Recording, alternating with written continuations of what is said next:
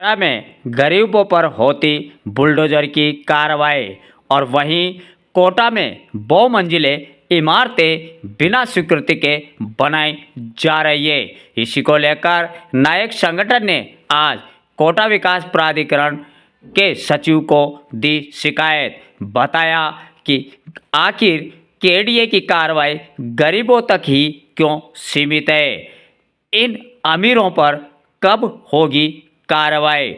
इसको लेकर आज नायक संगठन ने सचिव महोदय को दी शिकायत।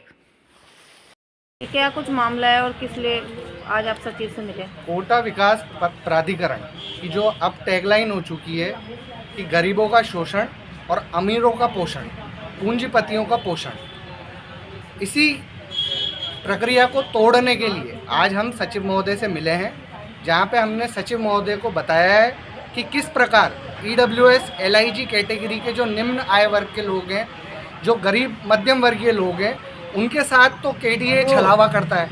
जहाँ 13 साल तक आज तक भी रानपुर के लोगों को जो आवास 13 साल पहले उनको अलॉट हो गए थे, आज तक भी उनको वो आवास नहीं मिले।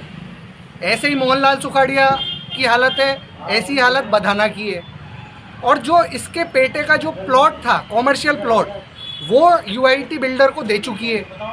6400 वर्ग मीटर का प्लॉट था वो, 64,000 वर्ग फीट का, 6400 वर्ग मीटर, 64,000 वर्ग फीट का प्लॉट केडीए पहले ही बिल्डर को दे चुकी है। कौन सा बिल्डर है? बिल्डर का हमें पता नहीं है, लेकिन वो मतलब किस प्रावधान के तहत दिया, क्या वो गलत है? ईडब्ल्यूएस LIG के उसको मकान बनाने थे रानपुर में, जो रानपुर में आज तक भी पोजेशन नहीं दिया है। आज तक, आज दिनांक तक रानपुर में किसी भी अलॉटी को पोजेशन नहीं दिया है। इस बात को हो चुके हैं 13 साल। 13 साल किसी योजना में गरीब आदमी के 4-4 लाख रुपए अटके हुए हैं। 4-4 लाख आप समझ सकते हैं, रेडी वाले, छोटी दुकानदार, कैसे कैसे उन्होंने जोड़ के 4-4 लाख रुपए जमा कराए थे। और आज 13 साल हो गए, उनको आज तक भूखंड नहीं मिला या उसमें फ्लैट नहीं मिला। और दूसरी तरफ जो अवैध निर्माण है पूंजीपतियों के, जहाँ पे उनको G+2 की परमिशन है, G+3 की परमिशन है, उनको 10-10 मंजिल वो बिल्डिंगों को तान रहे हैं। उन 10-10 मंजिल बिल्डिंगों पे UIT खुद की नोट शीट चला रही है, खुद की नोट शीट चला रही है अवैध निर्माण की। लेकिन उस अवैध निर्माण पे ये दूसरे महीने का लेटर है, ये दूसरे महीने का लेटर है, ये दूसरे महीने का। क्या लिखा है इसमें? इसमें अवैध निर्माण का टिप्पणी करी हुई है। JN, IN, डिप्टी सेक्रेटरी, एक्सियन, चारों के इस पे हस्ताक्षर हैं, आप देख सकते हैं। लेकिन क्योंकि पूंजीपतियों का तो पोषण हो रहा है, तो पूंजीपतियों का पोषण करने के लिए उनका अवैध निर्माण भी इनको नहीं दिख रहा। गरीबों की रेडी तोड़नी है, फर्जी अतिक्रमण हटाना है, तो ये पूरा 200 पुलिस वालों का जाब्ता लेके गरीबों के घरों पे पहुंच जाते हैं, गरीबों की थड़ियाँ तोड़ देते हैं। जो बेचारा जो 2 वक्त की रोटी कमा रहा है, उसकी थड़ियाँ तोड़ने में तो इनके पास 200 पुलिस वालों का जाब्ता है। और जब कोई पूंजीपति अवैध निर्माण कर रहा है G+2 से G+10 का, तो इनके पास उसका कोई जवाब नहीं है। दूसरे महीने की नोट शीट है अवैध निर्माण की। इस पे आप जवाब पूछें सेक्रेटरी से, देखिए सेक्रेटरी इस पे जवाब दे पाएगा क्या।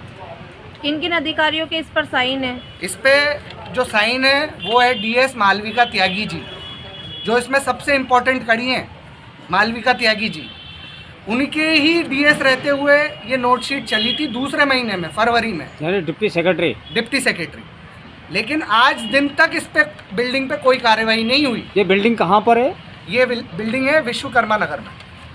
मालविका त्यागी जी का कहना है, जब हमने उनसे बात की इस बारे में, कि ये नोट शीट, इस तरह की नोट शीट हमारे पास फाइल में अवेलेबल ही नहीं है। अभी आपने सेक्रेटरी साहब के सामने हमें सुना, सेक्रेटरी साहब ने खुद ने एक्नॉलेज करा है। इस पे जांच कमेटी बैठ रही है।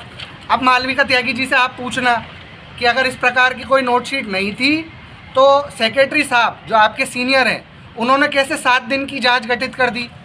ये आप क्रॉस क्वेश्चन करना मालविका जी। ये जो 5-5, 10-10 मंजिल जो बिल्डिंगें बन रही है, तो यहाँ पे कोटा में कितनी मंजिल की परमिशन है इसकी? कोटा में मैक्सिमम जो छोटे प्लॉट होते हैं 5000 स्क्वायर फीट से नीचे के, उसमें सिर्फ G+3 तक की परमिशन मिलती है। कोई एक्सक्लूसिव कंडीशंस होती है जहाँ पे रोड चौड़ा होता है बहुत ज़्यादा, तो ज़्यादा से ज़्यादा G+4 की मिल जाएगी। G+10 की कोई परमिशन नहीं मिलती है यहाँ पे। G+9, G+8 की कोई परमिशन नहीं नहीं, मिलती। लेकिन जो लोगों ने 10-10, 20-20 माला बना रखा है, उन्होंने तो बैंकों से भी लोन भी ले रखा है। और बैंक लोन तभी देती ये है स्कैम है। जब बैंक लोन तभी देती है जब उसके पास निर्माण स्वीकृति और नक्शा पास होता है। तो फिर उसने बैंक में अगर निर्माण स्वीकृति नक्शा पास पेश किया है तो बैंक की नज़र में तो वो सही है। उसने निर्माण स्वीकृति G+2 की लगाई है, मैं आपको बता रहा हूँ ऑन रिकॉर्ड। बैंक में उनकी जो निर्माण स्वीकृति है वो G+2 की लगेगी, उनको लोन G+2 के हिसाब से होगा।